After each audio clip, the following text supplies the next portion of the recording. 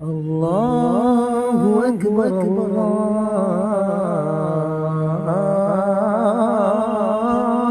اکبر۔ ناظرین السلام علیکم ورحمۃ اللہ وبرکاتہ۔ اللہ کرے آپ سب بعافیت کی آپ جانتے ہیں اسلام کی نگاہ میں جمعہ کے دن کی خصوصی اہمیت ہے۔ جمعہ کے دن کو سید الایام کہا جاتا ہے، جس کے معنی ہی ہے دنوں کا سردار۔ حضرت محمد مصطفیٰ صلی اللہ علیہ وسلم نے جمعہ کے دن کی مختلف انداز سے فضیلتیں بیان فرمائی ہیں۔ اسی لیے جمعہ کے دن کو لے کر مسلم معاشرے میں کافی بیداری رہتی ہے۔ آپ نے اندازہ لگایا ہوگا کہ جمعرات سے ہی مسلمان نماز جمعہ کی ادائیگی اور تیاری کے لیے ذہناً تیار ہو جاتے ہیں۔ لیکن کیا آپ نے کبھی سوچا کہ جمعہ کے دن کی اہمیت کیوں ہے؟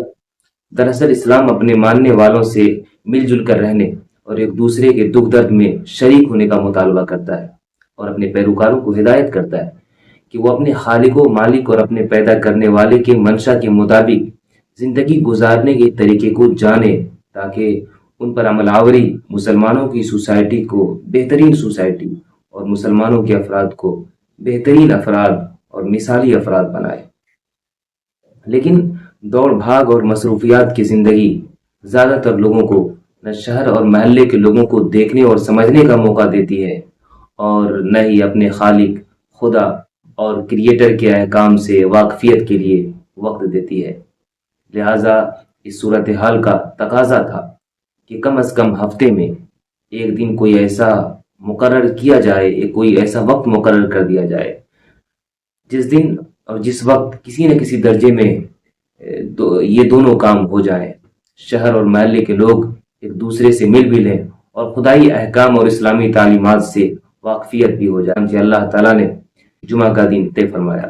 قیام جمعہ کے یہ دونوں مقاصد لفظ جمعہ اور رسالت مآب صلی اللہ علیہ وسلم کی زندگی پر غور کرنے سے سمجھ میں آ جاتے ہیں۔ اس بات سے انکار کی گنجائش بھی نہیں ہے کہ جمعہ کے یہ دونوں مقاصد اسلامی معاشرے کو مضبوط اور مستحکم بلکہ منفرد بنانے میں اہم کردار ادا کرے گا۔ لیکن سوال یہ ہے کہ کیا یہ دونوں مقاصد جمعہ سے حاصل ہو رہے ہیں؟ جواب ہے ایک حد تک ہو رہے ہیں، بہت حد تک نہیں ہو رہے ہیں۔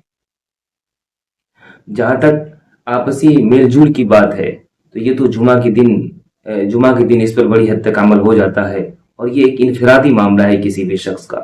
لیکن جہاں تک اسلامی تعلیم، احکام، مذہب سے واقفیت اور منشاء خداوندی سے آگاہی حاصل کرنے کا مقصد ہے، تو ظاہر ہے اس مقصد کا حصول جمعہ کے امام اور خطیب پر منحصر ہے۔ لہٰذا انہیں اپنے جمعہ کے بیان کو مؤثر بنانے کے طریقے پر غور کرنا چاہیے، اور اس لیے غور کرنا چاہیے کہ عام طور پر مسجدوں میں جلسے کی طرح شور اور ہنگامہ خیز تقریریں ہوتی ہیں، بسا اوقات بڑی گفت بھی ہوتی ہے، جو بالکل مناسب نہیں ہے۔ ہفتے میں ایک دن لوگ اطمینان کے ساتھ باتوں کو سننے کے لیے جمع ہوتے ہیں۔ یہ لہٰذا سنجیدگی، متانت کے ساتھ قرآن و سنت کے مطالعے کی روشنی میں مرتب اور مختصر بات کرنی چاہیے۔ میرے ذہن میں ایک تجویز ہے جس پر اگر عمل ہو جائے تو جمعے کی تقریریں اور بیانات کے تئیں لوگوں کی دلچسپیاں کافی بڑھ سکتی ہیں اور بڑھیں گی، اور بڑا فائدہ ہوگا۔ وہ تجویز کیا ہے؟ وہ تجویز یہ ہے کہ جمعہ کے دن ہی اگلے جمعہ کی تقریر کے لیے عنوان طے کیا جائے، جسے امام صاحب اپنی مرضی سے طے نہ کریں بلکہ شہر اور محلے کے افراد اور مصلین کے مشورے سے طے کریں۔ مشورے کی کئی شکلیں ہو سکتی ہیں، کسی بھی شکل کو اختیار کر کے ایک عنوان طے کریں اور مسجد میں بورڈ پر لکھ دیں کہ گاؤں اور شہر یا محلے کے لوگوں کے مشورے کے بعد یہ طے ہوا ہے کہ جمعہ کے دن اس عنوان پر بیان ہوگا، لہٰذا تمام حضرات وقت پر مسجد تشریف لائیں، یا جمعہ کی اذان کے بعد مسجد تشریف لائیں یا پہلے ہی تشریف لائیں۔ اگر اس طرح سے منظم پلاننگ کے تحت شہر والوں کے مشورے سے اور مطالعے کی روشنی میں گفتگو کی جائے گی تو خطاب جمعہ بہتر معاشرے کی تشکیل میں بہت معاون ثابت ہو سکتا ہے، اور سماج پر بہت اچھے اور مثبت اثرات خطاب کے بیانات کے ہو سکتے ہیں۔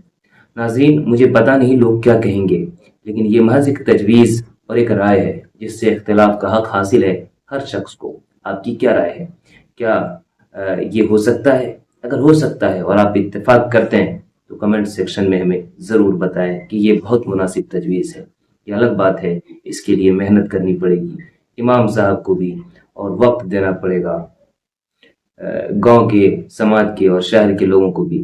لیکن جب مزاج بن جائے گا تو بہت آسانی بھی ہوگی، اچھا بھی لگے گا، اور دھیرے دھیرے سماج بھی بدلاؤ کی طرف چلے گا.